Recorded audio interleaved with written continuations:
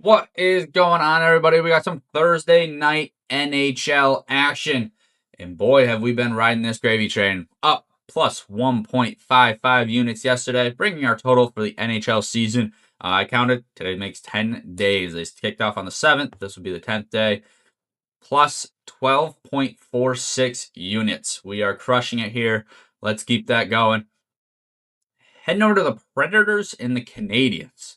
We got a 1.5 point spread, an over under of 5.5. And I'm taking John, I don't know how to spell his last name, Marchusel. John Marchusel. I don't need to know how to say his last name. He's just going to shoot the puck a lot. That's what we're hoping for. But John Marchusel, over at the Predators Canadians game, over 2.5 shots on goal.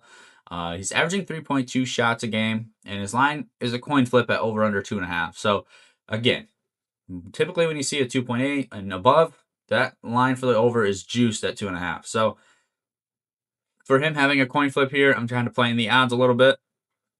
Taking 13 shots in 4 games, leads the team in goals and assists, so certainly a centerpiece of their offense. And both of these teams can score and give up goals, which means a lot of opportunities, a lot of shots, a lot of offensive game going on there. But averaging 3.2 shots through 4 games, I'm hoping he just gets 3 shots again here tonight. Taking John Marchusel over 2.5 shots on goal. Next up, we got the Winnipeg Jets versus the Philly Flyers. 1.5 point spread, minus, plus, whatever way you want to go. Over under of 5.5. And you know I love this bet. I'm taking the Jets, 3-way money line in regulation. And the reason, I've gone over it before, but it typically takes a favorite who's kind of close, maybe a minus 150, minus 140 favorite on the money line, and it actually boosts them up to plus odds. So the Jets, I think, are minus 140 straight up money line. This puts them up at plus 105 if you add the 3-way in there. Just hoping they don't go into overtime and get the win there. So that's all we're hoping for. And then it's a 1-win Flyers team going up against a playoff contention team. Hopefully the Jets can just kind of take care of business. Flyers, they did just come off a victory against the Panthers. But with that said, that's a tough victory. Going up against the Panthers and winning. I don't know if they're ready to go ahead and do the exact same game again against the Jets, because that's what they're going to need against these two teams. I would have put it either way, whether it was the Jets first, then the Panthers, or if it was the Panthers first, then the Jets. It's going to be tough for a team to take both these teams on back-to-back and get some good wins in there. Plus, Jets, they've been winning in regulation. They haven't needed to go to overtime, haven't needed to go to shootouts, so I think they just kind of keep that going, keep those pucks going in the net. And we see them get this done in regulation. So Jets versus Flyers, Jets 3-way money line, which means they include the tie in getting this done in regulation. Next up, we got the Oilers versus Islanders. We got a 1.5 point spread, over under of 5.5 goals. Now I'm taking Kyle Palmieri over 2.5 shots on goal. Currently he's averaging 4.3 shots on goal through 3 games. Main offensive weapon, leading the team in points. And with that said, this line set at 2.5 with juiced odds, or not juiced odds. So they're actually giving you plus money over 2.5, knowing he's averaging over 4 shots a game. Don't really understand that. Again, that's why I lean into these picks. Even if we miss a couple with the plus odds, with the averages and the cents making out, we just got to hit a couple of them to stay positive, and that's what we've been doing. So Kyle Palmieri over 2.5 shots on goal, and the Islanders team struggling. They have people who are ripping shots. Kyle's one of them, and then the fall off is drastic. There's 4 people in double digits, and the next person has 7. The next one has 2.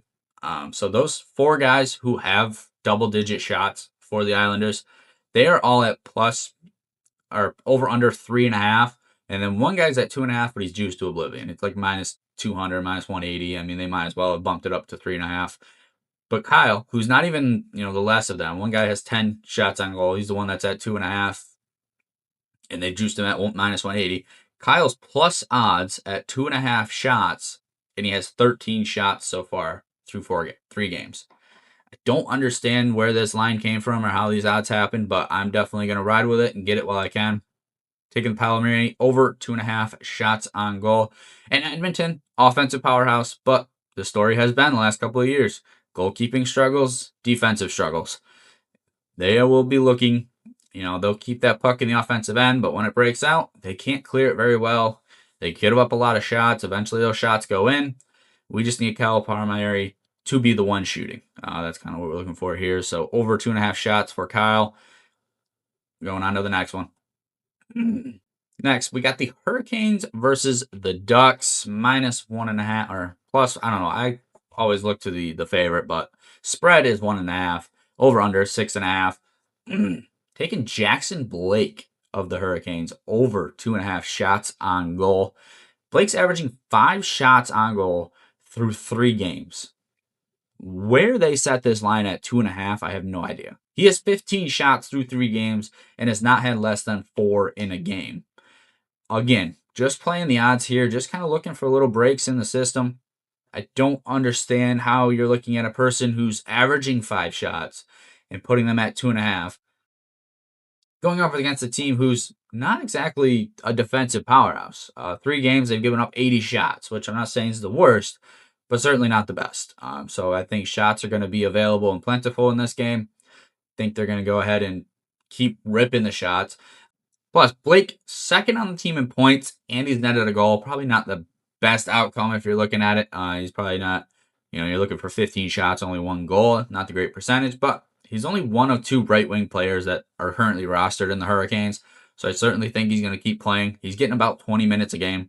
He hasn't shot less than 4 times in a game. So hopefully he just kind of keeps that prowess going. Hopefully he can get a goal or 2 so that way he can justify his shooting. And that way we can take this bet in the future. But for this game, hasn't had less than 4. Even if he drops to 3, we're still cashing the over here. Jackson Blake over 2.5 shots on goal. Those are our 4 best bets. Couple of plus plays sprinkled in there. So again, don't love going even amount of bets, but if we get a plus play, kind of makes up for the difference there. If we go 2 and 2 with a plus play, we're plus money. So appreciate y'all for watching. Let me know if you're tailing. Till next time.